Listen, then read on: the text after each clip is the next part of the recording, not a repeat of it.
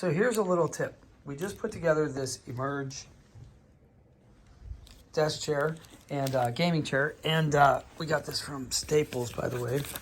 You can see my video on how we put it together, but here's what I'm going to do. I'm going to take the instructions, and I'm going to take the Allen wrench, the 5mm Allen wrench that goes with it, that tightens all the screws, have these covers on them.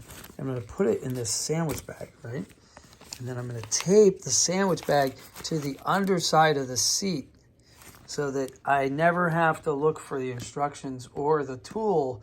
And if I ever want to like adjust the seat in the future, you know, because it may be years from now before these like nuts like work themselves loose, the screws, and I'll be like, what? You know, looking for the tool. Nope, it's right under. It's taped right under the seat. So, just a tip that I'm going to use. I wanted to share with you. So have a great day. And if this helped you at all, smash like, so that helps me. And I'll see you on the next one.